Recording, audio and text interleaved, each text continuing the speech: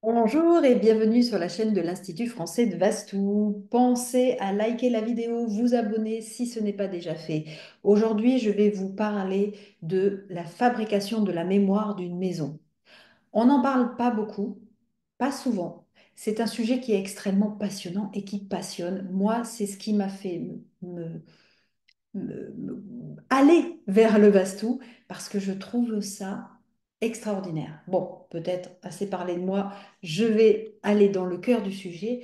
Et si ça vous parle, eh bien n'hésitez pas à mettre des commentaires parce que peut-être que vous aussi, vous allez comprendre et faire des liens avec le lieu avec lequel vous habitez. Alors, comment se fabrique une mémoire d'une maison? Eh bien, sachez que nous avons un inconscient. Cet inconscient qui va justement se manifester de diverses manières dans notre vie quotidienne, dans notre psyché. Cet inconscient, il peut manifester des désirs refoulés, très souvent. Et il engrange énormément de mémoire. Mais sachez que la maison, elle a un inconscient également. Et le Vastu va traiter cet inconscient de manière à ce qu'il devienne plus conscient. C'est comme un principe de psychanalyse, mais en beaucoup moins long, hein, on va dire.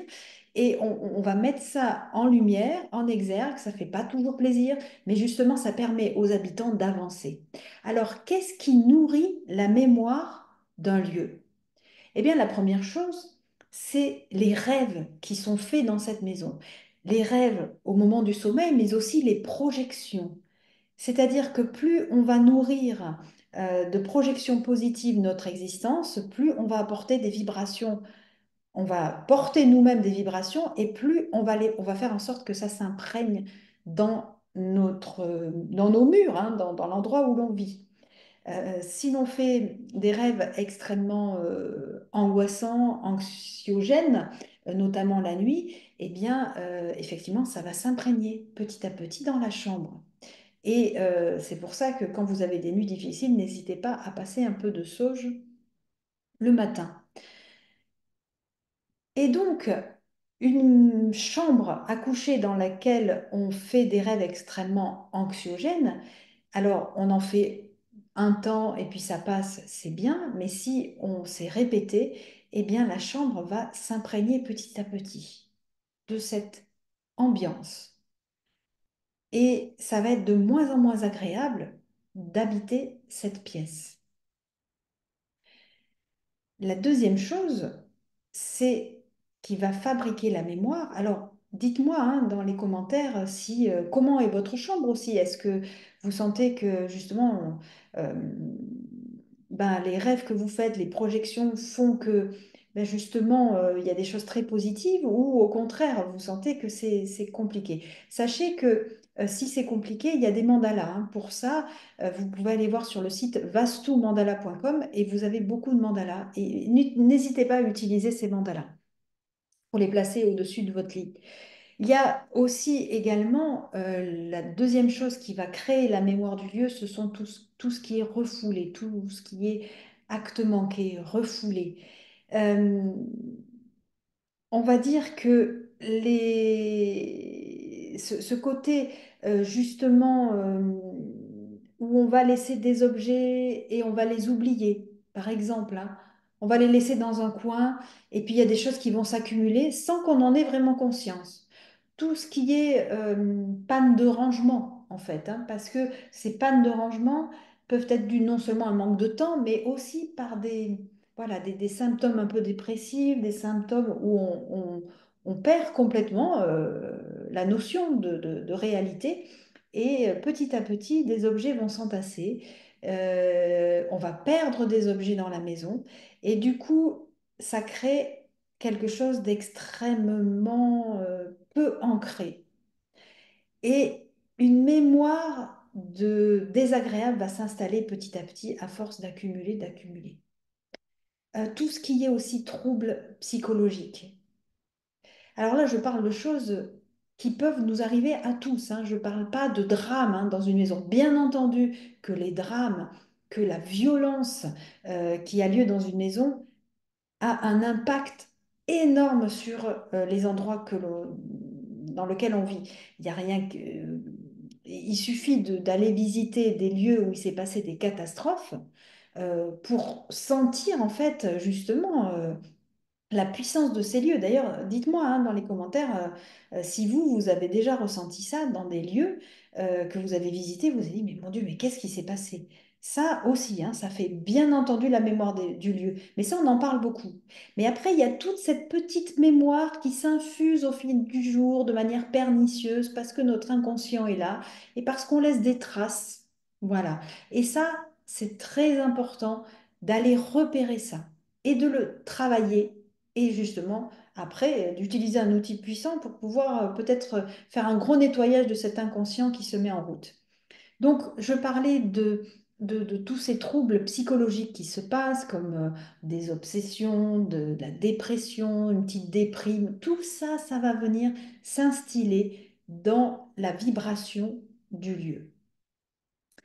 Euh, Tout ce qui est aussi refoulement des désirs, tout ce qui est les conflits intérieurs, ça aussi, ça va venir nous ronger, mais ça vient aussi s'instiller dans le lieu. Parce que, en fait, on émane notre énergie. C'est tout ce qu'on va ressentir aussi dans la continuité au niveau des émotions. Est-ce qu'on, une maison dans laquelle on ressent de la joie, ça va venir épurer, nettoyer. Une maison dans laquelle on ressent de la tristesse, eh bien, on n'a pas besoin de rencontrer la personne, on va dans le lieu, eh bien, on ressent la tristesse. C'est vraiment extrêmement impressionnant. Euh, tout ce qui est aussi symbolique, qu'est-ce qu'on laisse de manière symbolique dans sa maison? Des livres, des objets, par exemple ayant appartenu à des personnes décédées, ou des objets qui représentent quelque chose, mais pas forcément positif. Des objets, on se dit, bah, de toute façon, ils sont là, bon, on a une forme de culpabilité de s'en défaire, mais en même temps, ils sont là, et bon, c'est un peu inconscient, hein. Et puis, tout ce qui est aussi sous forme de comportement répétitif, une espèce de routine qui s'installe, qui crée quelque chose de très tamasique. Tamasique, ça veut dire qui est euh, extrêmement, qui manque de mouvement en fait, hein, qui manque une routine. La maison s'enfonce petit à petit dans une routine. Et là, une mémoire aussi va s'installer, cette mémoire de cette routine qui fait qu'on sort on sort très difficilement de cette spirale en fait. Et donc, c'est petit à petit, en fait, ces petites habitudes qu'on met en place de manière inconsciente qui viennent imprégner le lieu. Nous, on rencontre pas dans le Bastou forcément, et bien heureusement, hein, à chaque fois des lieux où il s'est passé des drames horribles. Alors oui, on a eu la chance de corriger des lieux historiques, hein, vraiment des lieux où il s'est passé historiquement des choses. Et c'était vraiment d'une puissance. C'est passionnant, mais même pour les consultants Bastou, c'est une aventure de cœur, c'est une aventure humaine extraordinaire. Euh, mais ce qu'on voit, on va dire le plus souvent, c'est ces petites choses inconscientes qui s'instillent petit à petit dans l'habitat. Et cet inconfort va s'installer au fil des ans. Et on va pas le sentir, vous voyez, c'est comme la grenouille qui se met dans l'eau bouillante et elle s'y met petit à petit, puis la température augmente, augmente, augmente jusqu'à ce qu'elle puisse plus, mais elle s'est pas rendue compte que la température augmentait. Eh bien, on est dans cette configuration-là. Donc, c'est important de mettre de la conscience dans son lieu, d'une manière ou d'une autre, de prendre soin d'une manière ou d'une autre du lieu dans lequel vous vivez. Et si vous sentez que vraiment là, les années ont fait que c'est compliqué tout seul, eh bien, faites-vous bien entendu aider par un spécialiste qui vient remettre une page blanche en fait. Mais la page blanche, elle sera forcément reteintée par votre imprégnation. Donc c'est aussi les deux travails, hein, deux travaux, voilà. Donc la maison et puis vous. Et ça, on insiste beaucoup. Et vous, ça passe aussi par les mandalas, le travail de tous les mandalas. Et j'espère prochainement vous faire une vidéo sur ce sujet. En tout cas, est-ce que, et ça m'intéresserait de voir, vous n'êtes peut-être pas obligé de me dire hein, spécifiquement en détail dans les commentaires, mais peut-être est-ce que vous avez repéré que vous aussi, de votre côté, eh bien, il y a des choses inconscientes qui s'installent petit à petit dans votre maison par les actes qui sont faits, qui ne sont pas forcément négatifs, mais qui sont souvent inconscients. Voilà, eh bien, merci à vous. Et puis, je vous dis à très bientôt pour une prochaine vidéo. Et Laurent est là la semaine prochaine.